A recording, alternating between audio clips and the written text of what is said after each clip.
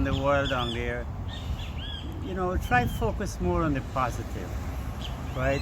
And I tell people sometimes there's duality in everything in this world, really. There's positive, there's negative, there's night, there's day, there's cold, there's hot, and there's hunger, there's food. There are roses, there are thorns. Be happy that thorns have roses. Exactly. And don't be Roses have unhappy that thorns. roses have thorns. Yeah. So that's the good message. Stop looking too much at the thorns and look at the roses. Right? If you want the roses, then it comes with a thorn. No pain, no gain. No sweat, no sweet. No bump, no jump. People want things too easy. Come, come. This is beautiful Guyana. I've been here all my life, really, and whatever I tell you. Right? We always remember your mother is very important. You go there, we're not cold, we have beautiful weather, a little bit of rain, which nourish the land. It's summer, right? It's summer always in Guyana, it's summer. Oh, beautiful Guyana, oh my lovely native land. More dear to me than all the world, including London, Canada, and the USA. So that's the message. Thank you very much. Now let's go look at Pradoville too. Okay, bye.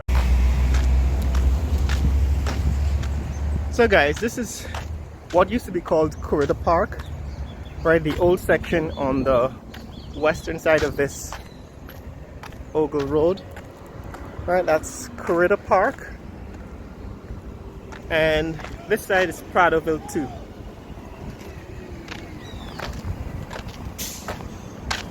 So this is Pradoville 1. We're going to take a look at what's going on here in Pradoville 1.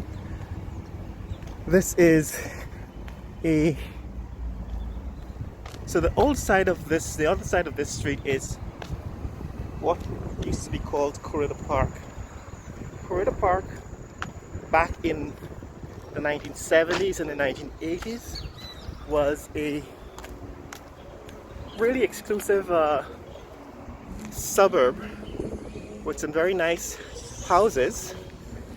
But in 2022 is now expanded.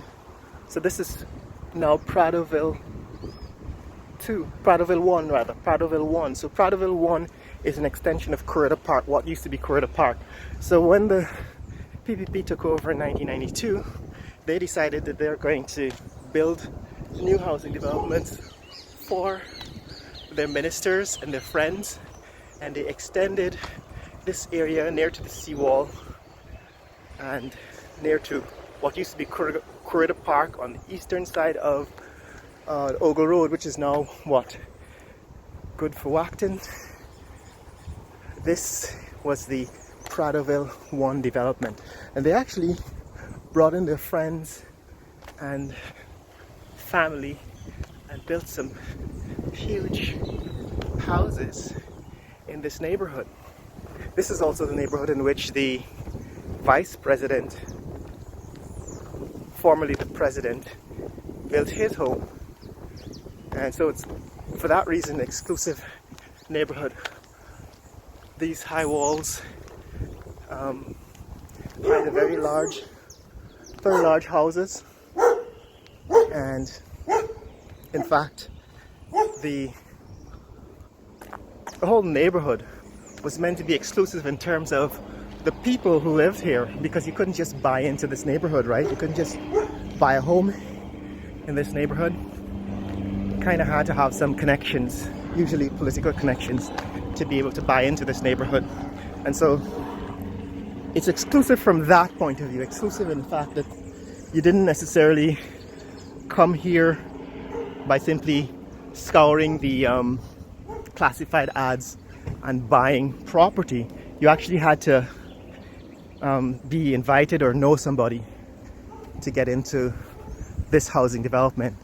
And so this has kind of become known as where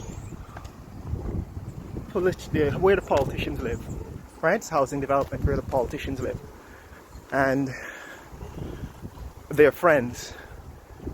Now what is controversial about it is that not only is it exclusive, in fact it was developed with taxpayer funds, taxpayer money. In other words, all of the utility lines, the electric lines, the water lines are put in to develop this area near to the Atlantic Ocean and on what is potentially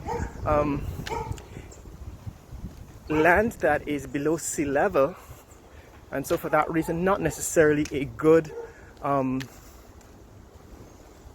long-term place to live because of rising sea levels, because of the potential for flooding when the Atlantic Ocean at high tide comes over the seawall. So for that reason it's not necessarily the safest long-term investment, but also because it was developed with taxpayer funds, and because it was sold to the people who were able to buy into this neighborhood, buy land or build into this neighborhood, they were sold the property at rather reduced prices, relatively low prices. It was considered to be kind of controversial in that sense. Not only controversial, but a kind of grift, a government grift. And so when the government changed hands in 2015, an investigation was launched by the coalition into the land deals in this neighborhood, and they concluded that the land and the property had been underpriced and sold at very, very relatively low prices to the people who moved in here, or who were able to buy into this area, and that therefore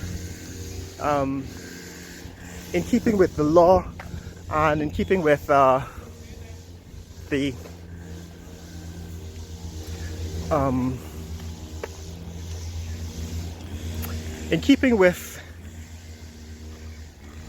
new government's holding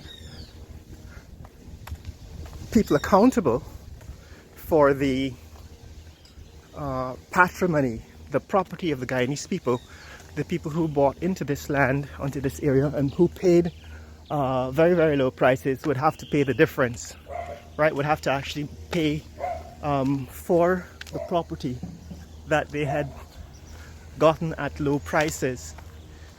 That's the seawall, right? And that tall forest behind, that's a mangrove. All right, and this is some land, I think we've seen this on the backside, where some development, new developments coming. This property is for rent. I guess you can call the number, right? You can call this number to find out the rental, but I would expect it to be somewhere in the order of $5,000 a month or more.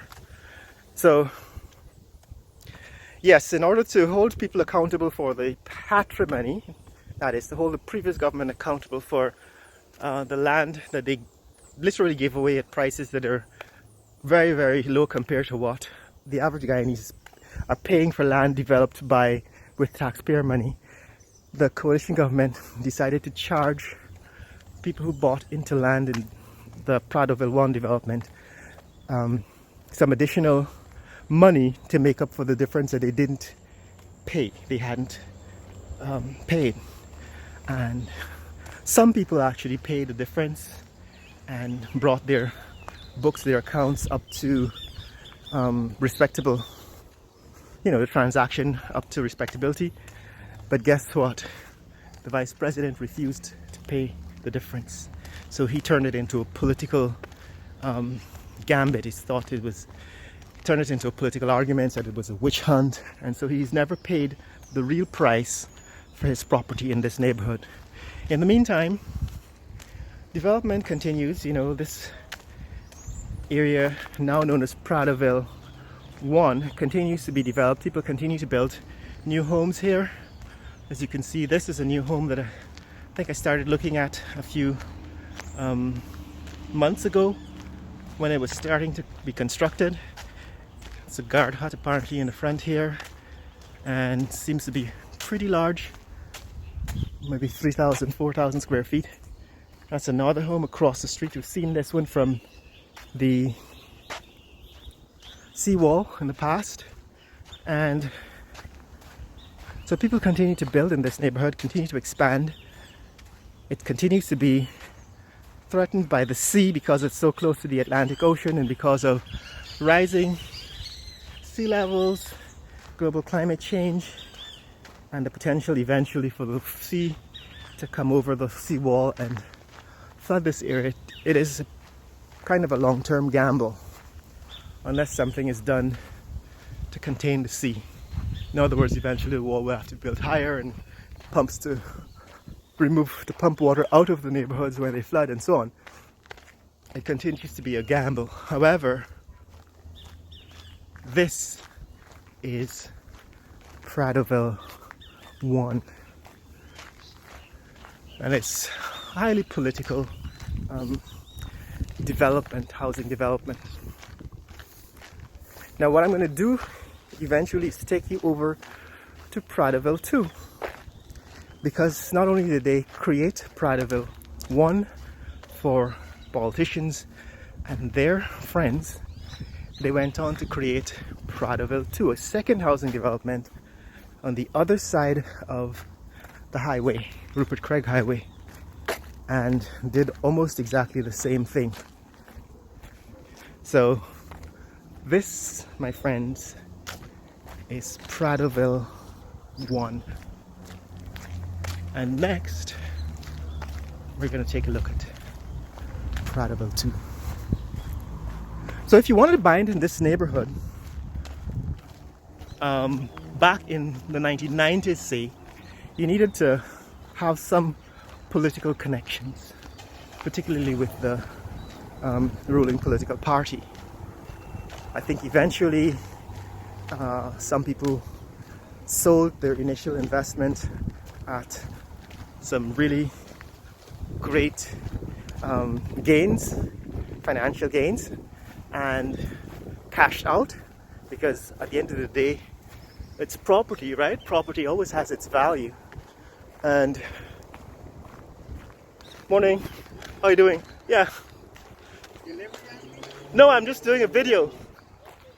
You want to tell me something about the land? Do you live here? Yeah, sure, I live here. So I think this used to be called My name is Leo. Leo. Leo, but I wasn't born in August. Do you mind being on I don't video? mind. Go ahead. Yeah, so this is Leo. He lives in the neighborhood. Is this what used to be called Courida Park? Yes. So tell me about Courida Park, because I think Courida Park used to be a expensive neighborhood back in the 1970s and the 1980s, and then now I think Pradoville. Morning. Good morning. And now Pradoville 1 has been built next door, and it's kind of stealing the show. But what do you know about Courida Park, the old neighborhood of Courida Park? Well, Courida Park has always been a very quiet neighborhood. But it was also a rich neighborhood. This is where people who are rich live. Because the properties were larger than, say, land in the city. There are 2 lots. Right. Yeah, there are 2 lots. So the size of the lot in the city tended to be about 40 feet by 80 feet, but out here, the land tended to be much larger than that. Mm-hmm. And so the people who built here back in the 70s and the 80s, Maybe in the 60s too. or even the 60s, tended to be people who moved to the suburbs and were able to spend more on land and build bigger houses than in the city, because city houses tend to be small compared to the houses out here. Yeah, that's true. So what I'm doing is actually making a video for my friends in New York and London and Toronto, explaining to them how Guyana is changing. Yeah. Because in this time, in 2022, it's different from when they left. These people left since the 1960s, 1970s, moved to the States, and never came back. That is so true. Yeah. And so they want to know what I'm showing them, how different it is today than when it was when they left. And for me, this used to be Courida Park back in the 1970s, because I used to pass on the highway, because I don't live here, I live in Georgetown. And I used to see the nice houses in Courida Park. But now when I come back, I see huge houses on the other side, which they call Pradoville 2, or Pradoville 1.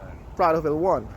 And so I was explaining to them that what happened in Pradoville 1 is that this was a development, deliberately developed but for the politicians and their friends, and they moved in and built bigger houses. But because it's next to Courida Park, which is an exclusive neighborhood, has always been an exclusive neighborhood, it kind of rides off of that mystique. You know, it's like a nice suburb, but it's actually new. It's not the same as Courida Park. Over that side was built recently. These houses have been here maybe longer, but on that side it was built within the last 20 years. Yeah. So how long have you been living in Courida Park? Well, 1983, it's about 40 years now. Wow, 1983. I remember I did my first Easter Monday really. I came around here and then we flew kites on the seawall. Yeah, I remember that. Right there, In fact, even now on Easter Monday, I pass on the seawall here and I see kites, people flying all along the seawall now. They used to fly in the national park and I think the seawall around the national park, but now I think all along here, people are flying kites. Oh yeah, oh beautiful Guyana. Yeah. You know, I mean, I've been here living for 40 years, since 1983, and it's very peaceful, and the security is very good. Right, you know. it's different from the when city. you see people like a stranger, like say hello, good morning, you introduce yourself. Yeah. You really want to know it's a stranger, you don't belong. Yeah, because you don't belong here. And that's why I asked you. You moved into the neighborhood. No, I didn't. Because I just asked you really to get acquainted. Yeah, because actually I see you walking on the seawall sometimes. Yeah. I think. Yeah, I run. Up, Norton Street. From Norton Street, right. Yeah, we chatted already. We chatted, right. Yeah, I remember going. So I looked at the face really well. Yeah. Yeah. You So- run, yeah, I remember. So what happened is that I'm making a set of videos describing the various neighborhoods in which people live. Yeah. And then I made a video about Ogle, the Ogle airport. And a lot of people responded to that video. Some people actually came to Guyana and visited because they said, you know, I see my father's house, my mother's house, and so on because... Well, I would like to encourage all you folks over there, regardless of New York, London, Canada, wherever, really, right?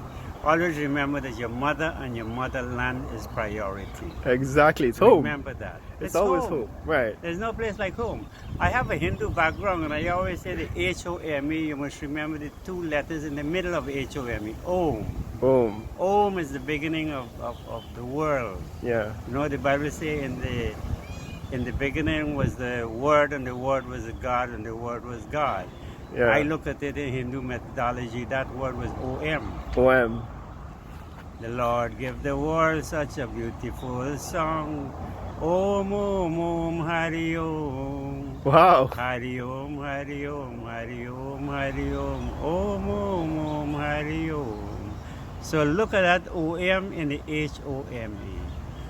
Thanks for that, thanks And for that that. that true home is inside it. Right. But here's the question I had. Sure. I was saying that because of the Ogle airport that's nearby, the flight path brings a lot of those planes overhead. Does that disturb people living in the Doesn't neighborhood? at all. I admire the planes. But so you kind of like tune it out after a time. You kind of don't notice that they're passing. I lie in my hammock up there. You see my house here. My hammock up there, and I watch the planes go out and say, you know, cool. So that was the only thing I was saying, guys. If you want to move in this It's neighborhood, not big jet. It's not big, kind of big planes. so it's not like noisy. No, it's not nice. And you know, with modern technology, they make these aircraft now sometimes with less sound. Right, they're more quiet. More quiet, really. But yes, I recommend anyone really. Yeah, now in fact you can fly from Ogle to the Caribbean. You can actually make international flights from Ogle Airport. Now they call it, I think, Courida, Eugene F. Courida. Guyana. Right, so they actually make flights into the interior and to Trinidad and so on. So now this airport is an international airport. It's not just a regional or local airport. It's a lovely area because the airport is right there, and you have Giffland Mall. Yeah, Giffland Mall is not. It's a couple of miles down the road. Yeah, you have the CARICOM building is in that area. It's a CARICOM beautiful headquarters. area, I can tell you that. I have no regrets living here. Yeah, it's And actually not quiet. far from Georgetown. Yeah, You it's get a about straight 5-6 miles from Georgetown. 10 So- minutes time. Right. So that's what I'm saying. That's what I'm bringing people, introducing them to what is new and what is also old. Because some of the stuff is actually been here a long time, but some of the stuff is new and been added on to the But son, you older must stuff. remember, old is not far from gold. That's a GOA. Old is not far from gold. Just a GOA. Just GOA. Our people Good. used to say, older the violin, sweeter the tune. So this is very sweet for me. Say your name again. Leo. Leo. It means love everyone. Love everyone. So thank you. This is Leo from Courida Park, and we're gonna bring you back. We're going to bring you back to the second half. That is That is Pradoville East 2 Coast. That's East Coast. in the next video. That Pradoville was just a police. Okay, so this is the old Courida Park, and On the other side, also Courida Park, but closer to the seawall is where they developed Pradoville 1. And now I'll try to take you over to Pradoville 2. So let's go back onto